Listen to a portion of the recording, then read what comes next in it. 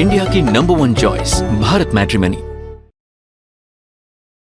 सत्ता में आज, लेकिन सबसे पहले उस नई फसल की बात जो पाकिस्तान में तैयार हो रही है, जिसे सींचने के लिए आतंकी संगठनों ने जिहाद के नाम पर पूरा जोर लगा दिया है। अब तक आपने सुना होगा कि इतने आतंकियों ने सीमा पार करके भारत में घुसपैठ की, आतंकियों को मार दिया गया, लेकिन जल्द ही इन लाइनों में थोड़ा बदलाव हो सकता है और इसके पीछे है पाकिस्तान का वो पैटर्न जो अब तेजी से बदल रहा है। इन्हें आप दो तस्वीरों के जरिए समझिए। अब तक आपने आतंकियों का वही रूप देखा होगा जिसमें वो मुंह पर कपड़ा बांधे, हाथों में बंदूक लिए नजर आते हैं, लेकिन पाकिस्तान में आतंकियों का एक नया संस्करण तैयार हो रहा है और अब इन रूटीन आतंकियों की जगह बुर्के वाली ब्रिगेड आ गई है, जिनके हाथों में बंदूक और रॉकेट लॉन्चर जैसे हथियार हैं। यानी आतंक की ये तस्वीर नई है, लेकिन मकसद वही है। इस खबर का आधार वो साजिश है जो अब लश्कर का मुखिया हाफिज सईद कर रहा है, जिसके आतंकियों को हमारी सेना चुन चुन कर मार चुकी है और इसीलिए अब ये हाफिज सईद महिलाओं के भरोसे बैठा हुआ है। आपने कुछ दिन पहले ये सुना था कि मसूद अजहर के आतंकी संगठन जैश-ए-मोहम्मद ने एक महिला विंग को बना लिया है, जिसका नाम जमातुल मोमिनात है। लेकिन अब उसी तर्ज पर हाफिज सईद ने भी आतंकियों की महिला विंग को तैयार कर लिया है और ये भारत के लिए क्यों चिंता का विषय है, ये हम आपको सत्ता में समझाएंगे। लेकिन पहले हम आपको एक तस्वीर दिखाते हैं जो पाकिस्तान से आई है। इसमें एक मीटिंग हो रही है जिसमें कई महिलाएं मौजूद हैं, कोई बुर्के में है तो कोई हिजाब में है, लेकिन आपको ये जानकर हैरानी होगी कि ये सब लश्कर की आतंकी हैं। इसीलिए जैश के बाद लश्कर-ए-तैयबा की आतंकी महिला विंग इस वक्त चर्चा का विषय है। खबर है कि पाकिस्तान में लश्कर की महिला विंग का चुनाव भी कराया गया है। इसको लेकर पाकिस्तान के सियालकोट में महिला आतंकियों की बैठक हुई है। सियालकोट में आतंकी महिला विंग के इंट्रा पार्टी चुनाव कराए जाने की खबर है। यानी अब हाफिज सईद महिलाओं के जरिए आतंकवाद फैलाने के ख्वाब देख रहा है। सियालकोट से आई ये तस्वीरें हाफिज सईद की साजिश को और ज्यादा पुख्ता कर रही हैं, क्योंकि इससे पहले भी ये खबर आ चुकी है कि लश्कर द्वारा महिलाओं के लिए आतंक की कोचिंग चलाई जा रही है। इसकी डिटेल भी आप सुनिएगा। खबरों के अनुसार अल्फियातुल जिहाद फी सबीलिल्लाह नाम से शुरू किए गए ऑनलाइन कोर्स के जरिए महिला ब्रिगेड का ब्रेन वॉश किया जा रहा है। बाकायदा आतंक के एक्सपर्ट महिलाओं को ब्रेन वॉश की ट्रेनिंग दे रहे हैं। इस कोचिंग सेंटर में जिहाद की एक्स्ट्रा क्लास की भी सुविधा उपलब्ध है। खास बात यह है कि आतंकी हाफिज सईद की बहनें ही महिलाओं को जिहाद का पाठ पढ़ा रही हैं और उन्हें आतंकी बना रही हैं। इसके अलावा कभी कभी आतंकी हाफिज सईद भी स्पेशल क्लास देता है। ये वही हाफिज है जो लश्कर-ए-तैयबा का संस्थापक है और भारत में कई आतंकी हमलों के लिए जिम्मेदार है। कहानी सिर्फ इतनी ही नहीं है।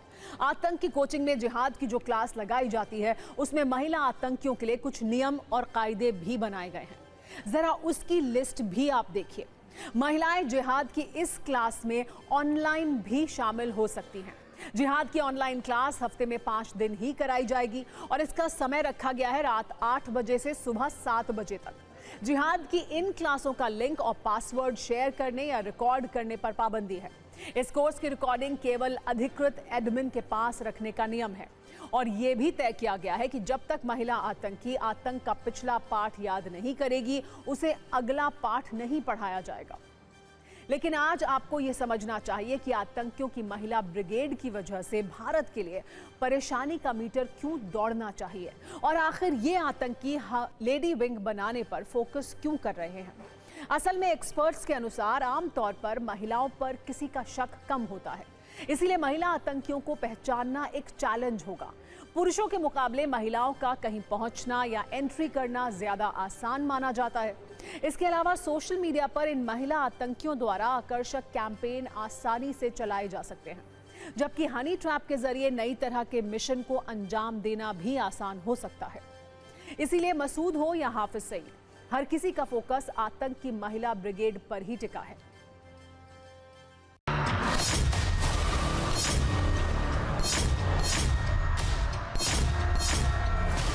अगर किसी भी जगह से अगर भारत में वो लोग इन्फिल्ट्रेशन करते हैं तो अगर आप देखें महिलाओं के ऊपर शक कम जाएगा। मान लो कोई महिला नेपाल से आ रही है, जरूरी नहीं है कि हर एक बॉर्डर में महिला पुलिस हो उसकी सर्च करने के लिए।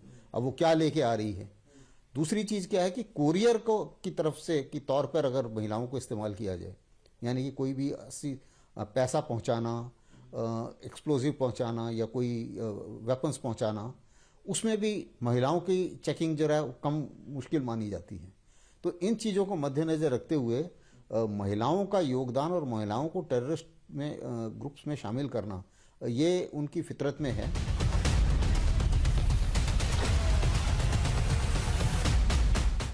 पाकिस्तानी जो आतंकी संगठन है वो नई नई चीज़ें और भी सोचते रहते हैं। जैसे कि अगर मान लो कोई ग्रुप उनका टेररिस्ट ग्रुप डिक्लेयर कर दिया, जैसे कि हाल ही में LET डिक्लेयर हुआ है और जैश ए मोहम्मद डिक्लेयर हुआ है, तो ये उसी से पैरेलल ऑर्गेनाइजेशन बनाएंगे जो उसमें बोलेंगे कि ये महिलाओं के लिए हैं ऑर्गेनाइजेशन, और वो महिलाओं के लिए सोशल ऑर्गेनाइजेशन है। फिर क्या है कि टेररिस्ट का जो फंड फ्लो है, टेरर फंडिंग जो है, वो उन ऑर्गेनाइजेशंस के थ्रू आती रहती है। तो ये भी एक कारण होता है कि क्यों ज़्यादा से ज़्यादा महिलाओं का योगदान और महिलाओं को शामिल करते हैं ये आतंकी संगठन। जब कोई देश अपनी राष्ट्र नीति में आतंकवाद को शामिल कर लेता है तो उसके साथ क्या होता है, इसका एक टीजर भी आया है। और ये टीजर पाकिस्तान के प्रधानमंत्री शहबाज शरीफ की अंतर्राष्ट्रीय बेइज्जती का है। यहाँ शहबाज शरीफ रूस के राष्ट्रपति पुतिन से मिलना चाहते थे, लेकिन उन्हें यह मौका नहीं दिया गया। इसके लिए शहबाज शरीफ ने 40 मिनट तक इंतजार किया, लेकिन पुतिन अर्दवान के साथ मीटिंग करते रहे। उन्होंने शहबाज को अपने पास नहीं बुलाया, लेकिन बेइज्जती कराने के शौकीन पाकिस्तानी पीएम 40 मिनट के इंतजार के बाद जबरदस्ती इस बैठक में घुस गए, जिसके बाद उन्हें बाहर निकलना पड़ा। ये घटना तुर्कमेनिस्तान के अशगाबाद में international peace and trust forum के सम्मेलन में हुई। वैसे शहबाज शरीफ को इंतजार कराकर राष्ट्रपति पुतिन ने पाकिस्तान को ये बता दिया है कि विश्व कूटनीति में उसका आकार क्या है, हैसियत क्या है। इंडिया की नंबर 1 चॉइस भारत मैट्रिमनी।